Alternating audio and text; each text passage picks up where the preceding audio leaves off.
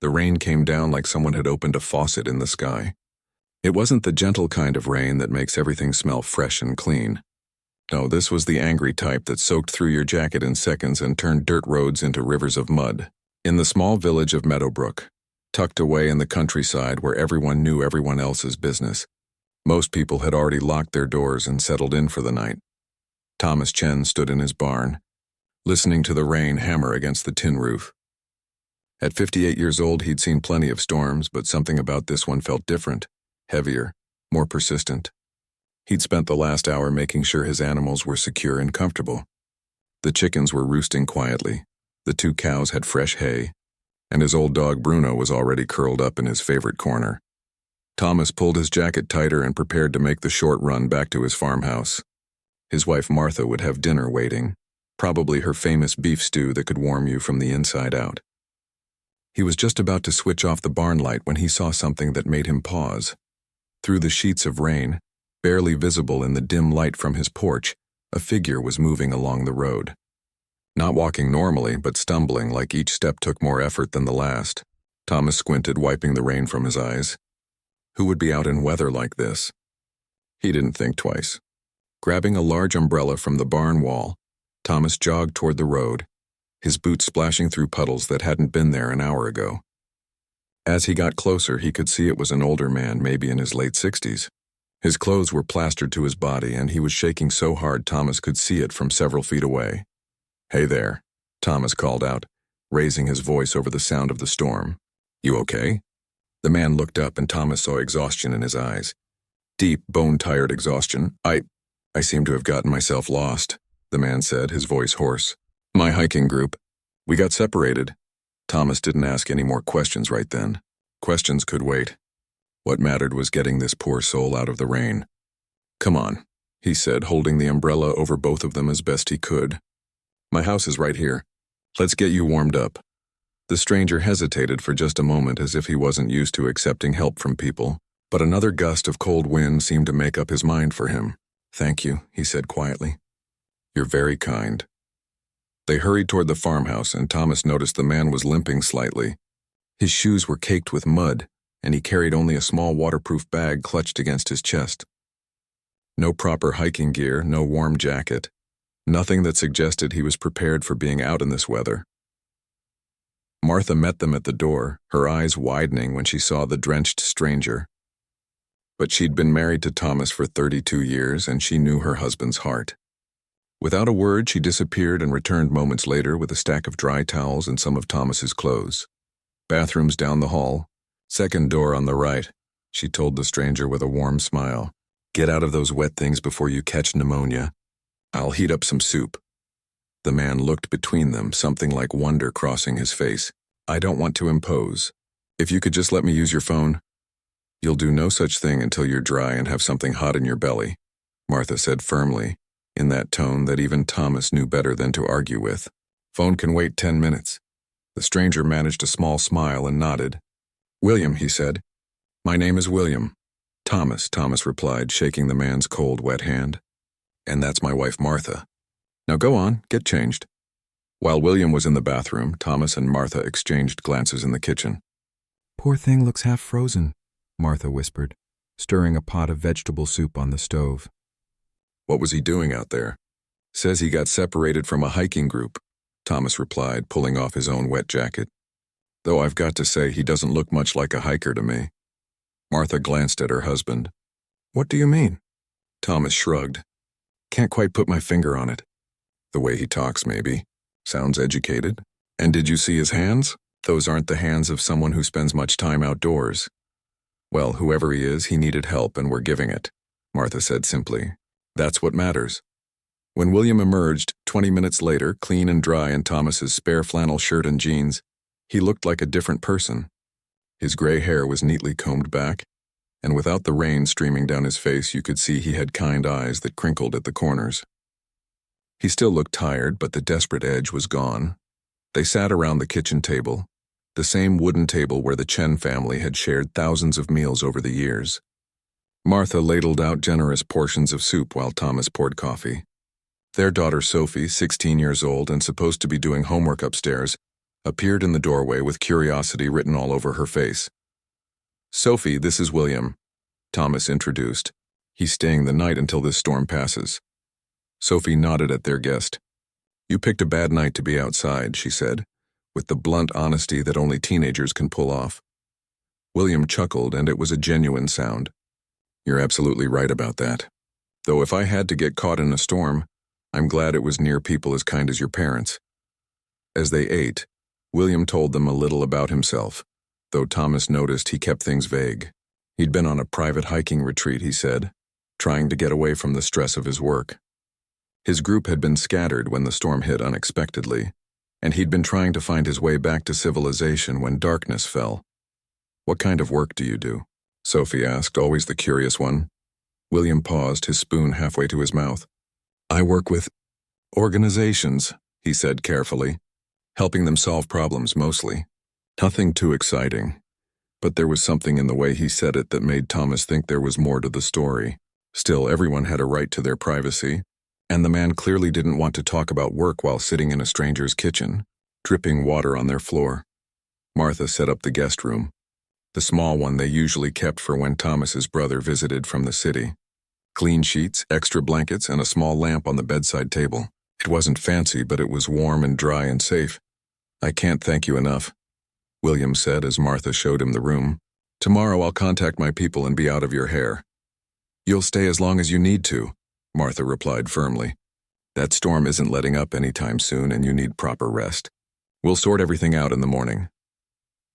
After William had retired to the guest room, Thomas and Martha sat in their own bedroom, listening to the rain continue its assault on the roof. "Think he's okay?" Martha asked softly. Thomas nodded. "Yeah, I think so. Just someone who got caught in bad luck, that's all. We'll help him get back to wherever he needs to be tomorrow." Neither of them could have possibly imagined that this simple act of kindness, this basic human decency of helping a stranger in need, would soon bring helicopters to their quiet village and change their lives in ways they never could have predicted. Outside, the storm raged on, but inside the Chen farmhouse, 3 people slept soundly. One couple who'd done nothing more than what they thought was right, and one man who would never forget what it felt like to be treated with kindness when he was just another person in need, with no titles or importance attached to his name. Sometimes the most extraordinary stories begin with the most ordinary moments. A farmer seeing someone in trouble, a decision to help without asking questions, a warm meal and a dry bed offered freely.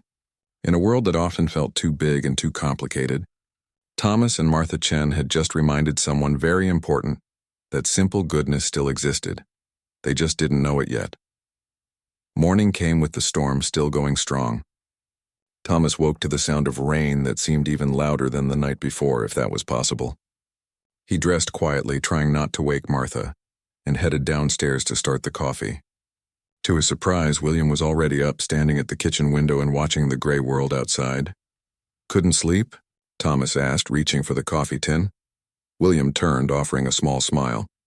"Old habit. I'm usually up before dawn, though I have to admit, your guest bed is more comfortable than most hotel rooms I've stayed in." They stood together in comfortable silence while the coffee brewed, just 2 men watching the rain come down. There was something peaceful about it, Thomas thought. No pressure to fill the air with meaningless chatter. Martha came down a few minutes later, already planning breakfast. "Hope you like eggs and toast, William. We keep things simple around here." "Simple sounds perfect," William replied, and he meant it. Over breakfast, Sophie appeared, ready for school until her mother reminded her that the district had already called a weather closure. Too much flooding on the roads. Sophie's disappointment at missing school lasted about 3 seconds before she grabbed her phone to text her friends. "If you need to make calls," Thomas offered to William. "Phone's in the living room. Help yourself." William nodded gratefully. "I should let my team know where I am. They're probably worried sick." He excused himself, and through the thin walls Thomas could hear the low murmur of conversation. William's voice had changed somehow, taken on a more authoritative tone. Martha caught Thomas's eye and raised her eyebrows, but neither of them said anything. When William returned, he looked almost apologetic. "They're arranging transportation, but with the storm it might take a few days. I don't want to impose on your hospitality any longer than necessary." "Nonsense," Martha said immediately. "You'll stay until it's safe to travel." That's final. And so began 3 of the most unusual days the Chen household had ever experienced. William insisted on helping around the farm. Thomas protested at first, worried about a man his age overexerting himself in the rain, but William was surprisingly stubborn about it. "I may be old," he said with a grin, "but I'm not useless. Besides, I can't just sit around while you work." They started with the chickens. Thomas showed William how to collect eggs and refresh the water, and he was surprised at how quickly the older man picked it up. William's hands might not have been rough with calluses, but they were steady and careful. "You've done this before," Thomas observed. William chuckled. "A lifetime ago. My grandfather had a small farm. I spent summers there as a boy. Funny how the hands remember even when the mind forgets." They worked side by side, and Thomas found himself enjoying the company. William didn't complain about the cold or the wet. He just did what needed doing, asking questions when he wasn't sure and learning fast when Thomas showed him something new. In the afternoon, they tackled a section of fence that had been damaged by a falling branch. The rain had led up to a steady drizzle, and they stood in the mud, working to secure the posts. William held the wood steady while Thomas hammered, and they fell into an easy rhythm. "You know," William said thoughtfully, "there's something honest about this kind of work. You put in effort, you see results. No committees, no bureaucracy. Just you and the problem." Thomas laughed. "Sounds like you work in an office." "Something like that," William replied, and there was that vague answer again. That evening, the 4 of them sat around the dinner table eating Martha's pot roast. Sophie had been quiet most of the day, but Thomas noticed her watching William with curious eyes. His daughter had always been observant, taking in details others missed. "That's a nice watch," Sophie said suddenly, nodding at William's wrist. "Looks expensive." William glanced down at it, and for just a moment something flickered across his face. "A gift," he said simply. "From someone important to me." "What do you do, really?" Sophie asked with the directness only teenagers possess. "I mean, you say you help organizations, but that could mean anything." "Are you a consultant? A lawyer? A businessman?" "Sophie," Martha said warningly. "Don't pry." But William held up a hand, smiling.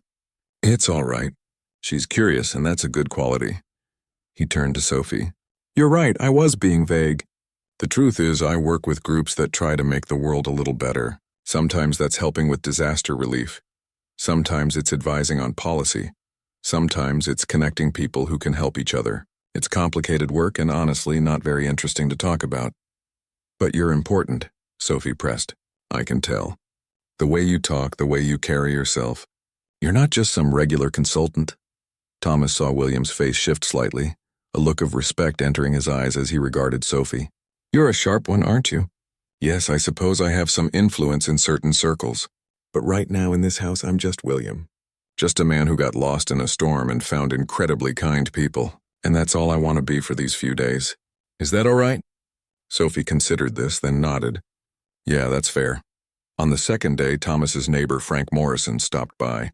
Frank owned the property adjacent to the Chen farm, and he was the kind of man who thought everyone should mind their business except him. He stood on the porch eyeing William suspiciously as the older man helped Martha bring in firewood. "Who's that?" Frank asked Thomas bluntly. "Just someone who needed help during the storm," Thomas replied evenly. "You know anything about him?" "Could be anyone. Could be dangerous." Thomas felt a flash of irritation. "He's not dangerous, Frank. He's just a man who got separated from his group. He'll be on his way soon enough." Frank shook his head. "You're too trusting, Thomas. In this day and age, you can't just take in strangers. You should at least call the sheriff, let them know you've got an unknown person on your property." "I'll do no such thing," Thomas said firmly. "The man hasn't done anything wrong. He's been nothing but helpful and polite. We're not going to treat him like a criminal just because you're paranoid." Frank left in a huff, and Thomas felt Martha's hand on his shoulder. "You did the right thing," she said softly. "Frank means well, but he sees threats everywhere." That evening, William made a longer phone call. Thomas didn't mean to overhear, but he was in the next room and William's voice carried through the wall. The conversation was cryptic, full of mentions of schedules and rearrangements and people with titles Thomas didn't quite catch. When William emerged, he looked thoughtful. "Everything all right?" Martha asked. "Yes, just some work complications," William replied. "Nothing that can't wait." On the third day, the rain finally began to ease. Not stopping completely, but lightening enough that you could see patches of blue sky between the clouds. They all felt it. That shift in atmosphere that said the worst had passed. William helped Thomas repair some water damage in the barn, and they worked in companionable silence for a while. Then William spoke, his voice quiet but sincere. "I want you to know how much this has meant to me," he said. "These 3 days. You and Martha and Sophie, you didn't have to help me. You didn't have to open your home to a complete stranger. But you did without hesitation, without asking for anything in return. That's rare." Thomas shrugged, uncomfortable with the praise. "It's just what you do. Someone needs help, you help them. That's how I was raised." "Not everyone was raised that way," William said, "and even fewer people actually live by it. You'd be surprised how many people would have driven right past me that night, or called the police to handle it rather than getting involved themselves." "Well, that's not right," Thomas said simply. "We're all just people, aren't we? We're supposed to look out for each other." William smiled, but there was something sad in it. "Yes, we are. Though the world seems to forget that sometimes." That evening, William made another call. This one was shorter, and when he returned to the living room where the family was watching television, he had news. "They'll be here tomorrow morning," he said. "My transportation. Early, probably around 8. Sophie looked up from her phone. "They're driving here. The roads are still pretty bad." William hesitated. "Not exactly driving. They're sending a helicopter." The room went quiet. Martha's knitting needles stopped clicking. Thomas lowered the volume on the TV. "A helicopter?" Sophie repeated. "For one person?"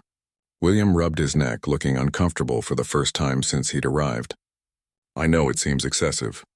It's just, my organization worries when I'm out of contact. They tend to go overboard." Thomas was starting to understand that William might be more than just someone with influence in certain circles. But he kept those thoughts to himself. Tomorrow their guest would leave and life would return to normal. They'd have a good story to tell, about the time they helped a stranger who had a helicopter pick him up. If only they knew that one helicopter was just the beginning, that by tomorrow afternoon the whole village would be talking, that their simple act of kindness was about to become something much bigger than any of them could imagine. William lay in the guest bed that night, staring at the ceiling and listening to the house settle around him. He'd stayed in luxury hotels around the world, met with presidents and prime ministers, dined in rooms that cost more to decorate than this entire house was worth. But he couldn't remember the last time he'd felt this content, this peacefully at home. Tomorrow would bring complications, explanations, the real world rushing back in. But tonight he was just William, a guest in a farmhouse surrounded by people who'd shown him that kindness still existed in its purest form. He'd make sure they were rewarded for that. Not because they expected it or wanted it, but because people like the Chens deserved to know that their goodness mattered, that it made a real difference in the world. Tomorrow, everything would change. For all of them. Morning broke clear and cold, the kind of morning that comes after a storm when everything looks freshly washed and new. Thomas was up early as usual, making coffee and looking out at his fields. The ground was soaked, puddles everywhere, but at least the rain had finally stopped. He'd almost forgotten about the helicopter until he heard it. The sound started as a distant thump, thump, thump, so faint at first that Thomas thought maybe he was imagining it, but it grew louder, closer until there was no mistaking what it was. He stepped out onto the porch, coffee mug in hand, and looked up at the sky. One helicopter appeared over the tree line, black and sleek and official-looking. Then another. Then a third. Thomas's coffee mug slipped from his fingers and shattered on the porch steps. "Martha!" he called out, his voice sharp with surprise. "Martha, you need to see this!" His wife rushed out, still in her bathrobe, and stopped dead in her tracks. Sophie appeared behind her, phone already in hand and recording. Inside, they could hear William moving around quickly, getting ready.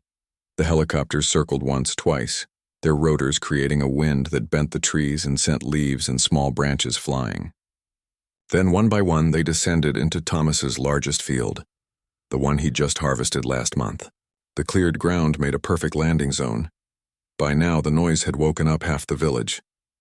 Thomas could see people coming out of their houses all along the road, pointing and staring.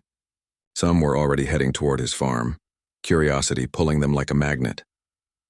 The helicopter doors opened and people began to emerge. Not just any people. Men and women in dark suits, some with earpieces, moving with the kind of precision that screamed military or security training. There had to be at least a dozen of them, fanning out around the helicopters in a pattern that was clearly practiced. What in the world? Martha breathed, clutching Thomas's arm. Frank Morrison's truck came roaring up their driveway, followed by at least 6 other vehicles. Within minutes, there had to be 30 or 40 people gathered at the edge of their property.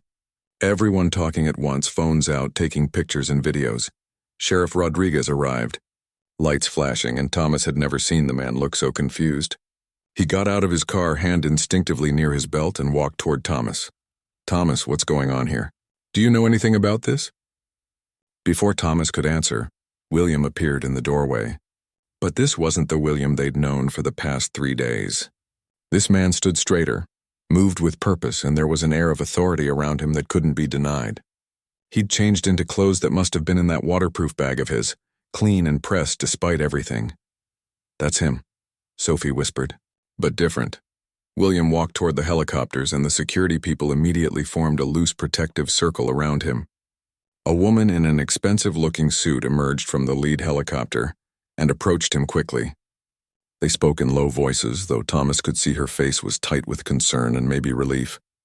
Then William turned back toward the farmhouse, toward the Chen family standing stunned on their porch, and he smiled.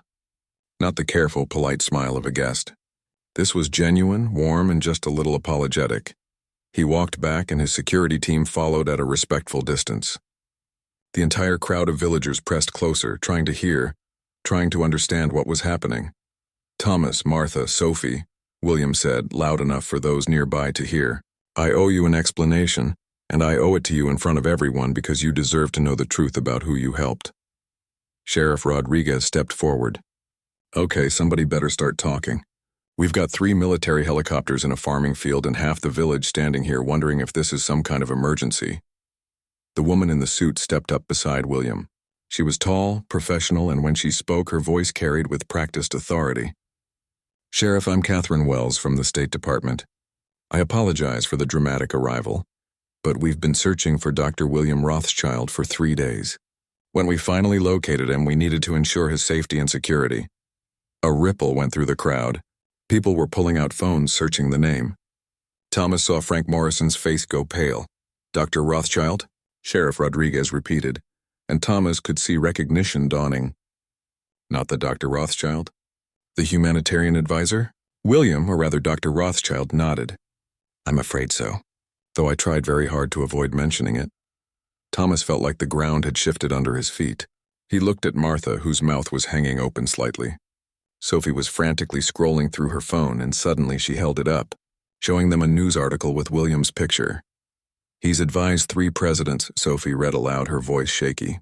"He's on the board of 6 international humanitarian organizations. He helped negotiate the water rights treaty in Africa. Oh my God, Mom, he's famous. He's actually famous." The crowd was pressing closer now, everyone wanting to see, to hear, to understand. Thomas spotted the local newspaper editor, Beth Hamilton, scribbling notes furiously. Someone else was live streaming on their phone. Dr. Rothschild held up his hands, asking for quiet. To Thomas's amazement, everyone actually stopped talking. 3 days ago, he began, and his voice carried across the morning air. "My plane had mechanical failure. We made an emergency landing about 50 miles from here. I was separated from my security team during the storm. I had no phone, no identification that hadn't been soaked through and ruined. Nothing but the clothes on my back. I walked for hours trying to find help." He paused, and Thomas saw emotion cross his face. "I was cold, exhausted, and honestly, a little scared. I'm not a young man anymore, and that storm was fierce.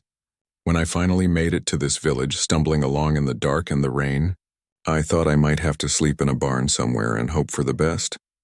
Martha made a small sound of sympathy, and Dr. Rothschild smiled at her. But then Thomas Chen saw me, a stranger soaking wet, looking half dead on his road. And do you know what he did? He didn't call the police. He didn't demand to know who I was or what I was doing there. He just opened his umbrella, invited me to his home, and told his wife to heat up some soup. Thomas felt every eye in the crowd turned to him. His face was burning. "For 3 days, Dr. Rothschild continued, this family treated me with extraordinary kindness. They gave me food, shelter, dry clothes. They asked for nothing in return. Martha made sure I was comfortable. Sophie challenged me with her sharp questions and made me laugh. And Thomas let me work alongside him, treated me like an equal, like just another person. He turned directly to the Chen family now. You had no idea who I was. I could have been anyone. A criminal, a drifter, someone dangerous. But you saw a person in need and you helped, without hesitation, without conditions. That's the kind of goodness I've spent my entire career trying to foster in the world. And you live it every single day without even thinking about it. The crowd was completely silent now. Even Frank Morrison looked moved, though he was clearly trying to hide it. Catherine Wells stepped forward again. The Chen family's actions exemplify everything Dr. Rothschild has taught the world about human dignity and compassion. When we located him this morning and learned what had happened, we knew we needed to come immediately, not just to ensure his safety, but to acknowledge what this family did. Sheriff Rodriguez looked at Thomas with something like pride. Thomas, Martha, I've known you folks for 20 years and this doesn't surprise me one bit. You're good people. But Thomas was shaking his head, overwhelmed. We just did what anyone would do. What anyone should do. He needed help. But that's exactly the point, Dr. Rothschild said gently. Not everyone would do it. Not everyone does do it. You did. And that matters more than you know. The crowd started to murmur again and Thomas heard snippets of conversation. Always knew the Chens were good people. Can't believe this happened here. Wait till my sister hears about this. Sophie was still staring at her phone, where notifications were starting to explode. Dad, Mom, you're already on social media. Someone posted their video and it's getting shared everywhere. Indeed, phones were everywhere now, everyone recording, posting, sharing. The story was spreading in real time, jumping from person to person, town to town, racing across the internet at lightning speed. Another helicopter appeared in the distance, this one with a news station logo on the side. Then another. The media had arrived. Catherine Wells looked up at them and sighed. This is about to become a circus. Dr. Rothschild, we need to get you to a secure location and coordinate with these news teams. But Dr. Rothschild wasn't ready to leave yet. He walked up to Thomas and extended his hand. Thank you, my friend, truly, I won't forget this. Thomas shook his hand, still feeling like he was in a dream. You're welcome any time, William, Dr. Rothschild, whatever we should call you. When I come back to visit, and I will come back, I'll just be William, he promised.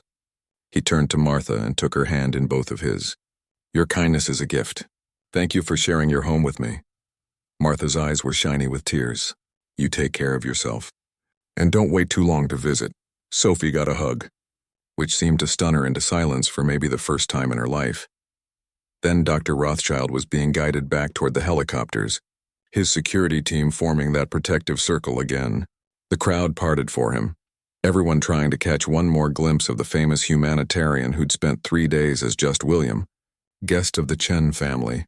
The helicopters started up again, that thunderous sound filling the air. Thomas held Martha close as they watched them rise, hover for a moment over their farm, and then bank away toward the horizon. But the news helicopters were descending now, and Sheriff Rodriguez was already moving to control the crowd. Reporters were shouting questions. Cameras were everywhere. Thomas looked at his wife and daughter and saw the same shock on their faces that he felt in his heart. Of course, take all the time you need, but time was something they didn't seem to have much of. 2 days after the helicopters left, a letter arrived by courier. It was from Dr. Rothschild himself, handwritten on official letterhead. Dear Thomas, Martha, and Sophie, it began, I have been thinking constantly about the 3 days I spent in your home. In my work, I often talk about human dignity, compassion, and the connections that bind us together regardless of our circumstances. But you showed me those things in action. Without speeches or grand gestures, you simply did what you thought was right. I want to do something to honor that. Not because you want recognition, but because the world needs to see that goodness like yours still exists. I am establishing an agricultural scholarship fund in Meadowbrook's name. I am also working with several organizations to bring resources to your community, not to change it, but to support the values that are clearly already present there. More than anything, I want you to know that you changed me. In my position, it's easy to become cynical, to forget that most people are fundamentally good. You reminded me why my work matters. You gave me hope. Thank you, my friends. I will visit again soon as just William, not Dr. Rothschild. With deepest gratitude, William. Martha was crying by the time she finished reading it aloud. Even Thomas felt his eyes burning. A scholarship fund, Sophie said wonderingly. For the village. He didn't have to do that, Thomas said. We didn't help him to get anything back. That's exactly why he's doing it, Martha replied, wiping her eyes. Because we didn't expect anything. Over the following days, more details emerged. The scholarship wouldn't just be for 1 or 2 students. It was endowed with enough money to send several young people to agricultural college every year.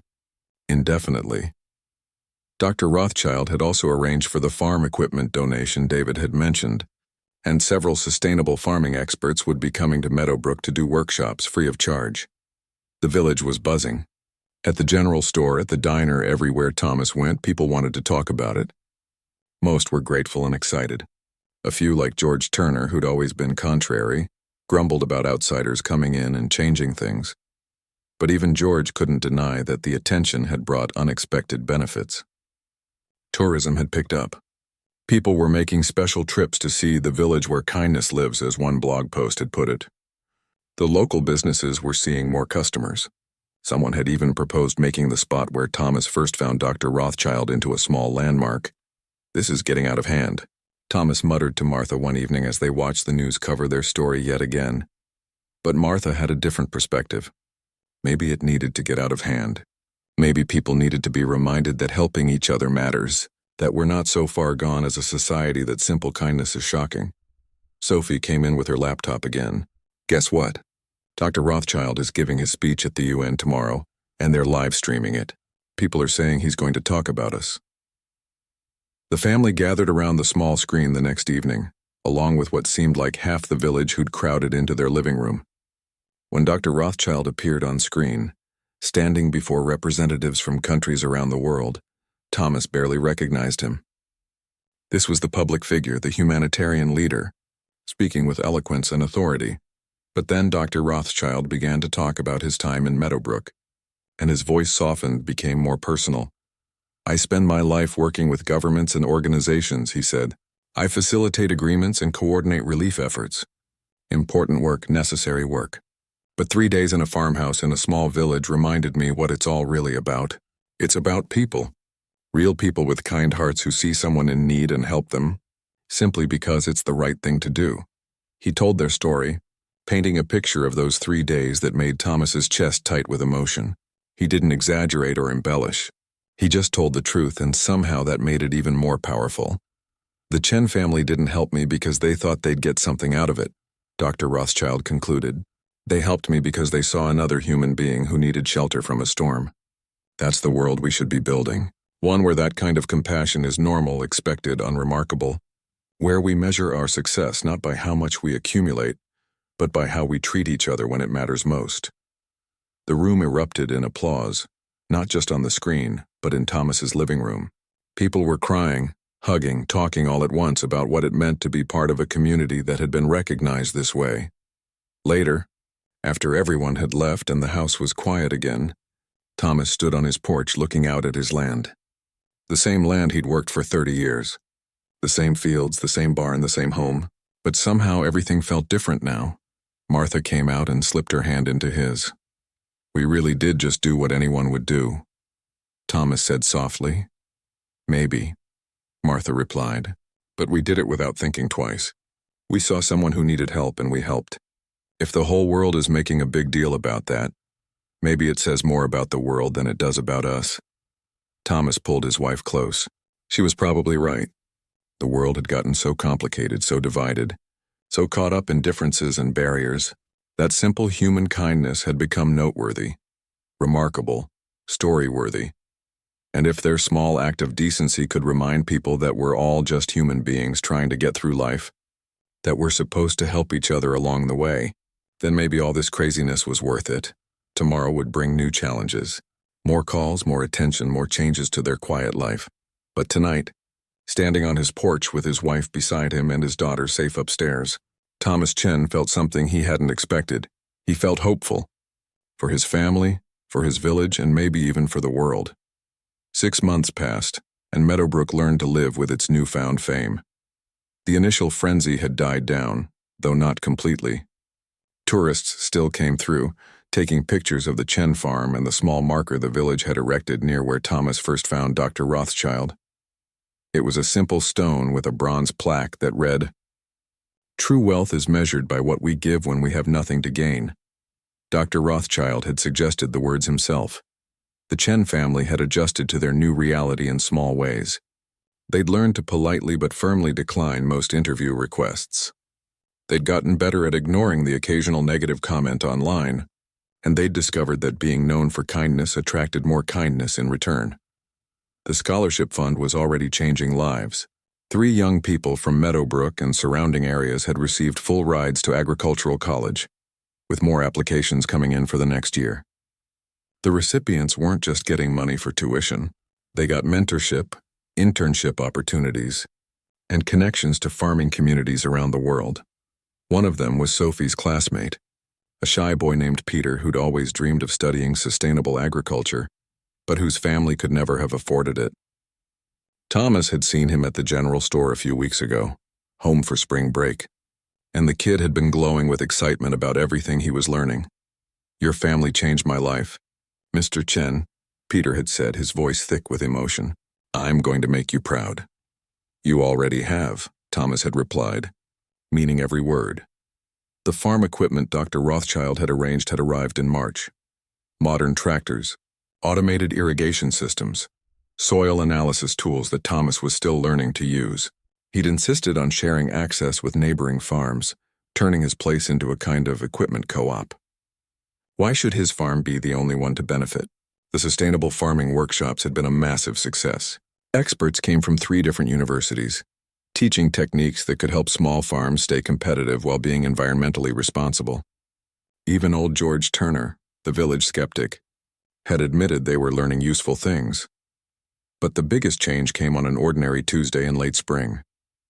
Thomas was in the barn, teaching Sophie how to properly maintain the new irrigation system, when he heard a car pull into the driveway.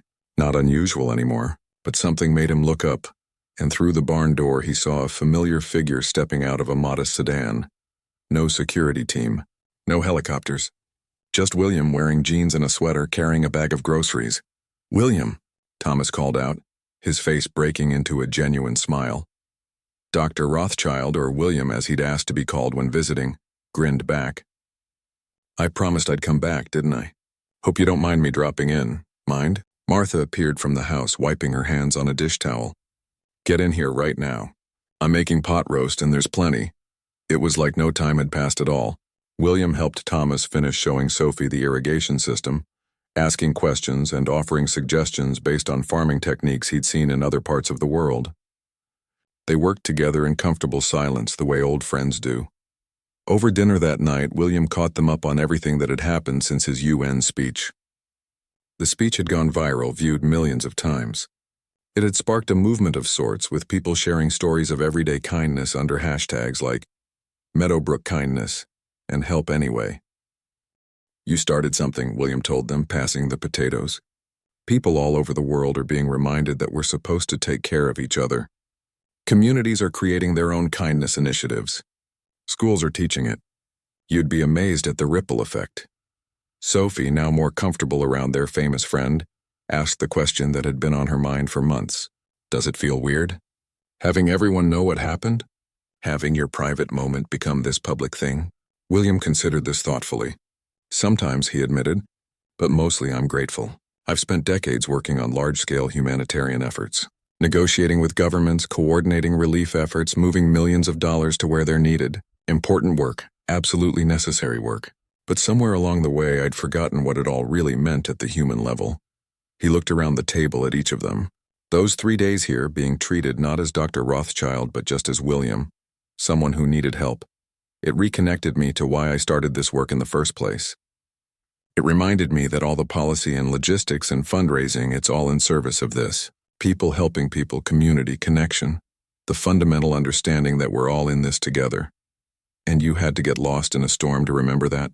Martha teased gently. William laughed. "Apparently I did. Sometimes the universe has to hit you over the head with a lesson before you really learn it." After dinner, they sat on the porch as the sun set, painting the sky in shades of orange and pink. William had insisted on doing the dishes despite Martha's protests, and now they were all tired in that pleasant way that comes from good food and better company. "I have something I wanted to talk to you about," William said, pulling an envelope from his pocket. "But I want to be clear up front that this is completely optional." "No pressure, no obligations." Thomas and Martha exchanged glances. Sophie leaned forward, curious. "There's a global humanitarian conference in Geneva in 3 months," William continued. "Leaders from NGOs, government officials, philanthropists, all gathering to discuss how to address world hunger and poverty. I've been asked to give the keynote address." He paused, looking slightly nervous in a way they'd never seen from him before. "I'd like you to come with me, not to speak unless you want to, just to be there. To remind everyone in that room why we do this work. To show them that the most profound acts of humanitarian aid aren't always the ones that make headlines. Sometimes it's as simple as opening your door to a stranger." Thomas felt his mouth go dry. "Geneva, as in Switzerland?" "I know it's a lot to ask," William said quickly. "It would be about a week, all expenses paid obviously. I'd make sure you were comfortable, that you had support, that it wasn't overwhelming. But I understand if it's too much. Your lives have already been disrupted enough because of me."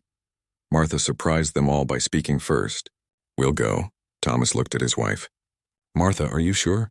That's a long way from home. When are we ever going to get another chance to see Switzerland?" Martha replied practically. "Besides, if William thinks it's important, if our story can somehow help other people, shouldn't we do it?" Sophie was nodding enthusiastically. "I could miss a week of school. I mean, this is educational, right? Learning about global humanitarian work?" Thomas felt outnumbered, but he was also starting to feel something else. A sense that maybe this was bigger than just him, than just his family, than even just Meadowbrook. Maybe their simple act of kindness really could inspire something larger. "Okay," he said finally. "We'll go." The relief and joy on William's face was worth it right there. 3 months later, the Chen family stood in a conference hall in Geneva, surrounded by people from dozens of countries, listening to Dr. William Rothschild address the crowd in 3 languages, with the ease of someone who'd done this hundreds of times. But when he got to the part about Meadowbrook, he switched to English and his voice changed, became softer, more personal. "I want to introduce you to some friends of mine," he said, gesturing to where Thomas, Martha, and Sophie stood at the side of the stage. "They're not diplomats or aid workers or policy experts. They're a farming family from a small village in America. And they taught me more about humanitarian work in 3 days than I'd learned in 3 decades." The audience applauded as the Chens were guided onto the stage, and Thomas had never felt more out of place in his life. These people in their expensive suits and designer dresses, and here he was in the best outfit he owned, which was still just a button-down shirt and slacks from the department store. But then William started telling their story again, and Thomas saw something shift in the audience. People leaning forward, phones being put away, real attention being paid. The future of humanitarian work isn't just about funding and infrastructure, William told them. It's about remembering that we're all human beings first. It's about creating a world where helping each other is natural, automatic, unremarkable, where no one thinks twice about offering shelter to someone who needs it, regardless of who they are or where they come from. After the speech, something unexpected happened. Person after person approached the Chen family, not to ask questions or take pictures, but to share their own stories. A woman from Kenya who ran a community center, a man from Brazil who'd started a food distribution program in his neighborhood, a young woman from India who taught children in rural villages. "You reminded us why we started," they said, in different languages but with the same message. "You showed us what it's really about." Sophie, who'd been quiet most of the trip, spoke up during a reception that evening. She was talking to a group of college-aged activists, and Thomas overheard her say, "My parents didn't do anything special. That's the whole point. They just did what decent people do, and somehow that became remarkable. What does that say about us? About our world? That basic kindness is surprising?" The activist listened, really listened, and Thomas felt a surge of pride. His daughter got it.